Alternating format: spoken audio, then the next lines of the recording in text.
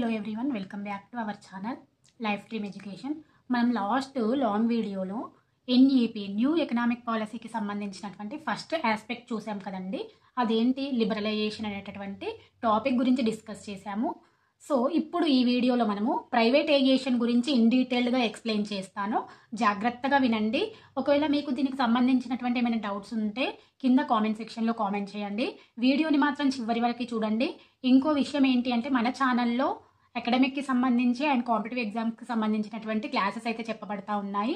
దీనికి సంబంధించి మీకు ఒకవేళ మెటీరియల్ పీడిఎఫ్ కావాలి, నోట్స్ కావాలి అనుకుంటే కనుక ఒకసారి కామెంట్ చేయండి. నేను మన టెలిగ్రామ్ ఛానల్లో అప్లోడ్ చేస్తాను. ఓకే, అలాగే ఇంతకుముందు చెప్పినటువంటి క్లాస్ ఉంది కదా, ప్రైవేటైజేషన్ క్లాస్, దాన్ని నేను కింద డిస్క్రిప్షన్లో లింక్ ఇస్తాను. ఒకవేళ కావాలి అనుకుంటే డిస్క్రిప్షన్లోకి వెళ్ళి చెక్ చేసేసి ఆ లింక్ పైన క్లిక్ చేస్తే కనుక మీకు కన్సర్న్డ్ పర్టిక్యులర్ వీడియో అనేది ఓపెన్ అవుతుంది. ఓకేనా, let's get start the video. మనం ఆల్రెడీ సినాప్సిస్గా చెప్పుకున్నాం. NAP nothing but new economic పాలసీలో ఈ 3 ఆస్పెక్ట్స్ ఉంటాయి. లిబరలైజేషన్, ప్రైవేటైజేషన్, గ్లోబలైజేషన్ అని 3 ఆస్పెక్ట్స్ ఉంటాయని చెప్పుకున్నాం కదా. సో అందులో అక్కడ చెప్పేటప్పుడే నేను షార్ట్ వీడియో లాగా చేశాను. మైన్యూట్ చిన్న చిన్న సినాప్సిస్ లాగా వాట్ ఈజ్ వాట్ అనేసి సింపుల్ డెఫినేషన్ చెప్పాను. చూసిన వాళ్ళకైతే ఐడియా ఉంటుంది ఏంటి అనేది. సో ఇప్పుడు ప్రైవేటైజేషన్ అంటే ఏంటి అని చూసినట్లయితే జస్ట్ సింపుల్ డెఫినేషన్ ఏంటి అంటే, మనకున్నటువంటి ఓన్ ప్రాపర్టీస్ ఏమైనా ఉంటాయి కదా, అప్పుడు మన ప్రాపర్టీస్ని వేరే వాళ్ళకి ప్రైవేట్ సెక్టార్కి ఇచ్చి లీజ్కి ఇవ్వడం కానీ లేకపోతే రెంట్కి ఇవ్వడం కానీ, లైక్ దట్ మనకు ఉన్నటువంటి ఏ ప్రాపర్టీస్ అయినా మనం చేయలేకపోయినప్పుడు లేకపోతే మనము వేరే వాళ్ళకి లీజ్కి ఇవ్వడం లాంటివి చేస్తే అంటే our own properties given to the private sector, that is known as privatisation. ఆ మధ్య గొడవలు అయ్యాయి. ఏంటి, టీఎస్ఆర్టీసీకి సంబంధించి 2020లోనే ఏమో గొడవలు అయ్యాయి కదా, ప్రైవేటైజేషన్ చేస్తాము అని చెప్పేసి. సో లైక్ దట్ దాన్ని ప్రైవేటైజేషన్ అంటారు. సింపుల్గా ఏంటి ప్రైవేటైజేషన్ అంటే, మనకున్నటువంటి ఓన్ ప్రాపర్టీస్ని ప్రైవేట్ సెక్టార్కి ఇవ్వడమే ప్రైవేటైజేషన్ అన్నమాట. ఓకేనా.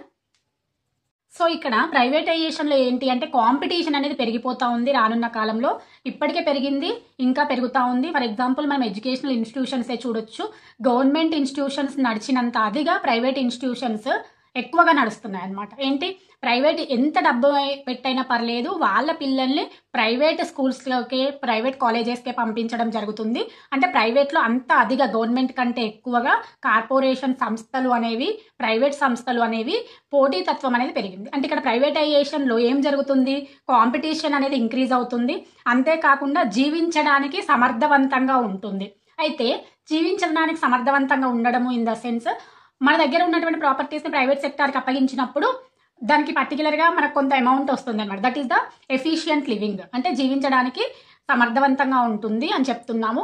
అయితే ఈ ప్రైవేటైజేషన్లో ఈ విధంగా చేసినప్పుడు ఏంటి అంటే, జాయింట్ వెంచర్స్ అయినా ఉండొచ్చు, లేకపోతే లీజింగ్లు అయినా ఉండొచ్చు. ఇందాకే చెప్పాం ప్రైవేటైజేషన్ అంటే ఏంటో, మనకు ఉన్నటువంటి ప్రాపర్టీస్ని లీజుకి ఇవ్వడము అని చెప్పేసి. ఓకేనా, అంటే ఈ ప్రైవేటైజేషన్లో జాయింట్ వెంచర్స్ అయినా ఉండొచ్చు, లేకపోతే లీజెస్ అయినా ఉండొచ్చు.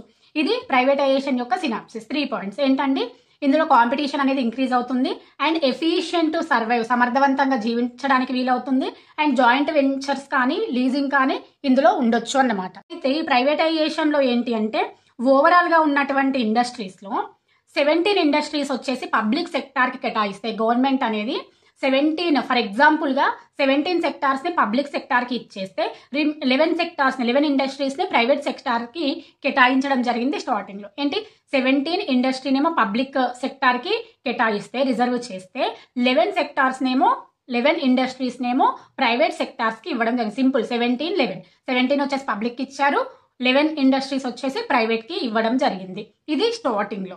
ఇంకా రిమైనింగ్ ఎలా రెడ్యూస్ అవుతూ వచ్చింది పబ్లిక్ నుంచి కంప్లీట్గా ప్రైవేట్ సెక్టార్కి మార్చబడింది అనేది కంటిన్యూ టాపిక్లో వస్తుంది. ఓకేనా.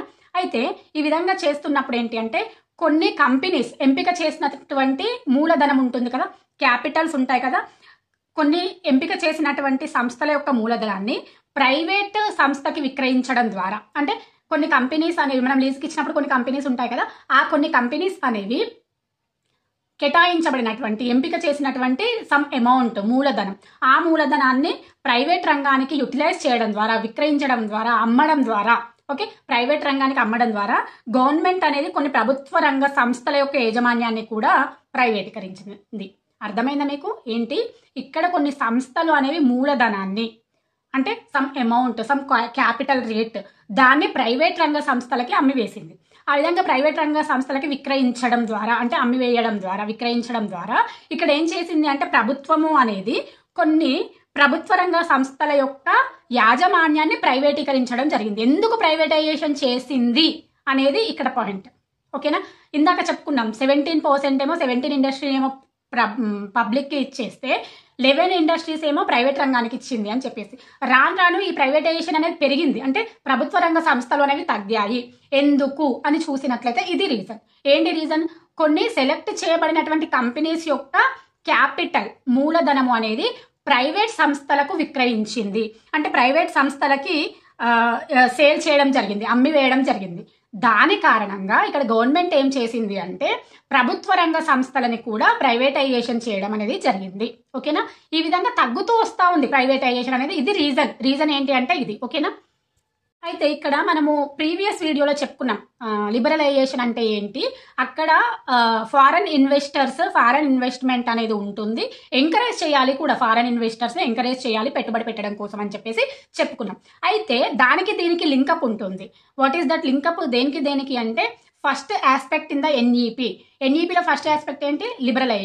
లిబరలైజేషన్లో విదేశీ పెట్టుబడులు కానీ విదేశీ పెట్టుబడిదారులను కానీ ఆకర్షించినామనుకోండి, ఇక్కడ ప్రైవేటైజేషన్ అనేది పెరుగుతుంది. అదెలా మేడం అంటే తప్పకుండా పెరుగుతుంది. ఎలా అంటే ఇక్కడ చూడండి, విదేశీ ప్రైవేట్ పెట్టుబడులకు లేకపోతే పెట్టుబడిదారులకు ఎక్కువ అవకాశాలు అందించడం ద్వారా ప్రైవేటీ రంగ సంస్థలు అనేవి మరింత ఎక్కువగా విస్తరించబడతాయి.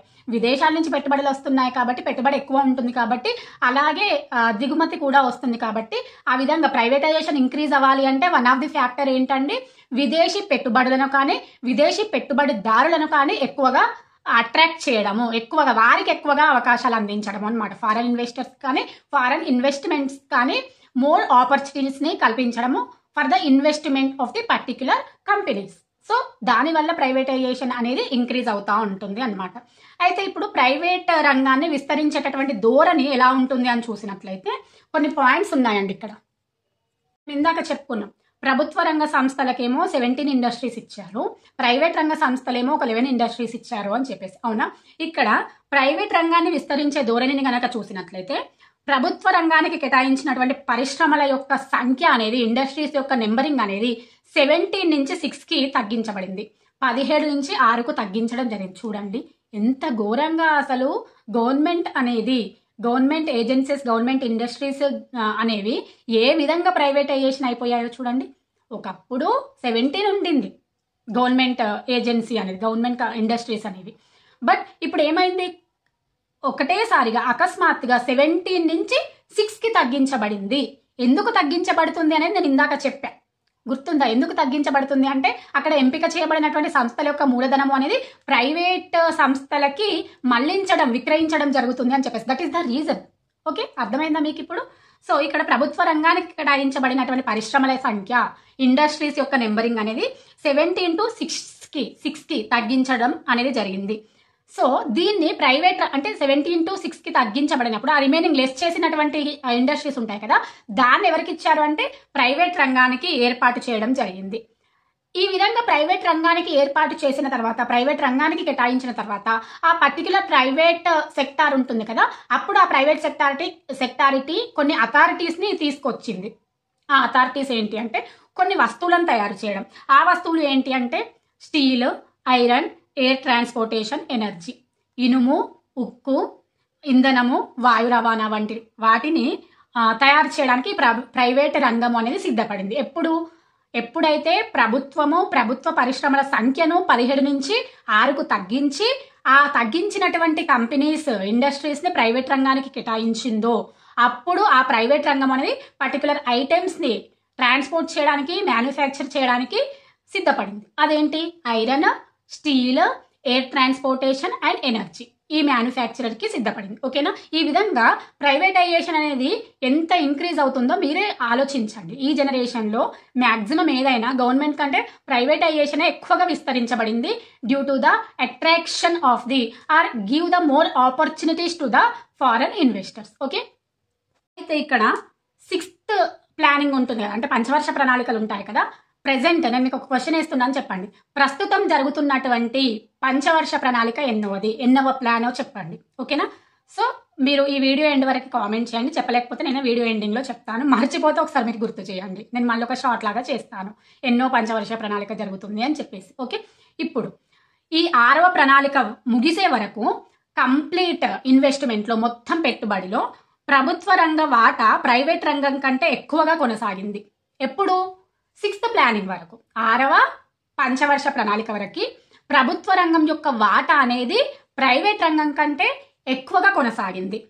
ఓకే, బట్ 8వ ప్రణాళికలో దాన్ని 45%కి తగ్గించారు. మనం ఇందాక చెప్పుకున్నాం 17 ఉన్నటువంటి ఇండస్ట్రీస్, గవర్నమెంట్కి సంబంధించినటువంటి ఇండస్ట్రీస్ ఏకదం 6కి పడిపోయింది అని చెప్పేసి.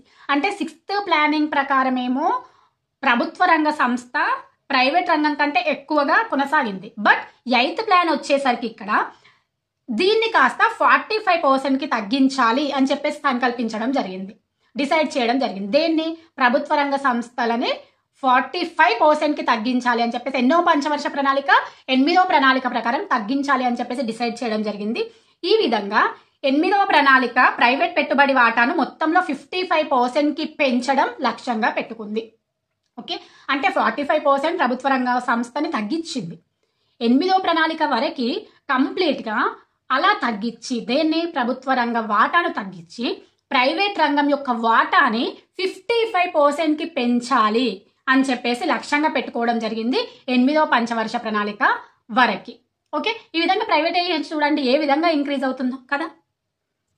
అయితే ఇక్కడ ఏం జరుగుతుంది అంటే ప్రైవేట్ వ్యక్తుల యొక్క భాగస్వామ్యాన్ని పెంచే ఉద్దేశంతో, ఇందాక మనం చెప్పుకున్నాం ప్రైవేటైజేషన్ ఎలా ఇంక్రీజ్ చేయొచ్చు, ఎలా విస్తరింపజేయొచ్చు, ఎలా ఎక్స్టెన్షన్ చేయొచ్చు అంటే విదేశీ పెట్టుబడులను కానీ విదేశీ పెట్టుబడిదారులను కానీ అట్రాక్ట్ చేయడం, వాళ్ళకి ఎక్కువగా అవకాశాలు కల్పించడం అని చెప్పేసి. అయితే ఇక్కడ ఏమవుతుంది అంటే ప్రైవేట్ వ్యక్తుల యొక్క భాగస్వామ్యాన్ని, ప్రైవేట్ పార్ట్నర్షిప్ని ఇంక్రీజ్ చేసేటటువంటి ఎయిమ్తో పబ్లిక్ ఎంటర్ప్రైజెస్ యొక్క షేర్లను కార్మికులకు కానీ మరియు సాధారణ ప్రజలకు కానీ విక్రయించాలి, అంటే సేల్ చేయాలి అని చెప్పేసి డిసైడ్ చేయడం జరిగింది. ఇక్కడ మనం చెప్పుకున్నాం 45 to 55కి పెంచింది ప్రైవేటైజేషన్, ప్రైవేట్ ఇండస్ట్రీస్ని అని చెప్పేసి. ఇందులో భాగంగా అలా చేయాలి అంటే ప్రైవేట్ వ్యక్తుల యొక్క పార్ట్నర్షిప్ని పెంచాలి అంటే పబ్లిక్ ఎంటర్ప్రైజెస్ యొక్క షేర్స్ ఉంటాయి కదా, గవర్నమెంట్కి సంబంధించినటువంటి ఎంటర్ప్రైజెస్ యొక్క షేర్స్ ఉంటాయి కదా, ఆ షేర్స్ని కార్మికులకు కానీ, లేబర్స్కి కానీ, లేకపోతే సాధారణ ప్రజలకు కానీ, వర్కర్స్కి కానీ, సాధారణ ప్రజలకు కానీ విక్రయించడం జరగాలి అని చెప్పేసి చెప్పడం జరిగింది. అయితే ఈ ప్రైవేటీకరణ విస్తరణతో ఏం జరుగుతుంది? అసలు ప్రైవేటీకరణ మంచిదేనా? లాభాల నష్టాలా అంటే నష్టాలున్నాయి, లాభాలున్నాయి. ఫస్ట్ ఆఫ్ ఆల్ ఇక్కడ ప్రైవేటీకరణ విస్తరణతో మెయిన్గా కొన్ని అవకాశాలు పెరుగుతాయి. అవి ఏంటి అంటే ఉత్పాదకత సామర్థ్యము అనేది పెరుగుతుంది, అంటే ప్రొడక్టివిటీ, పర్టిక్యులర్ ఇండస్ట్రీ ఇచ్చేటటువంటి ప్రొడక్టివిటీ క్వాంటిటీ అనేది పెరుగుతుంది. ఓకే, ఉత్పాదకత సామర్థ్యము అనేది పెరుగుతుంది అండ్ సామర్థ్యం కూడా పెరుగుతుంది, అంటే ప్రొడక్టివిటీ పెరుగుతుంది అండ్ ఎఫిషియన్సీ కూడా పెరిగే అవకాశం ఉంటుంది. ప్రభుత్వ రంగంగా ఉన్నప్పుడు అంత ఉండకపోవచ్చు, కానీ ప్రైవేట్కి వచ్చినప్పుడు వాళ్ళు ఎంతైతే ఉత్పత్తి చేస్తారో అంతకు సంబంధించినటువంటి పెట్టుబడి పెట్టాల్సి ఉంటుంది, అంతకు డబుల్ త్రిబుల్గా వాళ్ళు ఆదాయం కూడా తీసుకోవాల్సి ఉంటుంది. కాబట్టి ఎప్పుడైతే ప్రభుత్వ రంగ సంస్థలను ప్రైవేట్ రంగ సంస్థలోకి మార్చుతామో అప్పుడు ఖచ్చితంగా ఆ పర్టిక్యులర్ ప్రైవేట్ ఇండస్ట్రీస్ కానీ ప్రైవేట్ కంపెనీస్ కానీ ఉత్పాదకతని పెంచే అవకాశం ఉంటుంది, మరియు సామర్థ్యాన్ని కూడా పెంచేటటువంటి అవకాశం ఉంటుంది అన్నమాట. చూశారు కదా మీరే పబ్లిక్ అనేది ప్రైవేట్గా ఎలా మారింది, ఎంత శాతానికి మారింది, ఏ పంచవర్ష ప్రణాళిక ప్రకారం ఎలా ఉంది ఉద్దేశం అనేది, ఏ పంచవర్ష ప్రణాళిక ప్రకారం ఎంతకు తగ్గించబడింది అని చెప్పేసి. ఇదంతా కూడా న్యూ ఎకనామిక్ పాలసీలో second aspect, that is the privatisation. మీకు అర్థమైంది అని అనుకుంటున్నాను. అర్థమైతే కనుక ఒక్క లైక్ చేయండి. అలాగే ఈ వీడియో నచ్చితే, లేకపోతే రిమైనింగ్ వీడియోస్ ఏమైనా మీ ఫ్రెండ్స్కి, ఫ్యామిలీ మెంబర్స్కి ఉపయోగపడతాయి అనుకుంటే వాళ్ళకు షేర్ చేయండి. వీడియో ఎలా అనిపించిందో కామెంట్ చేయండి. సబ్స్క్రైబ్ చేయడం మాత్రం మర్చిపోకండి. నెక్స్ట్ వీడియోలో మళ్ళీ కలుద్దాం. Until then bye.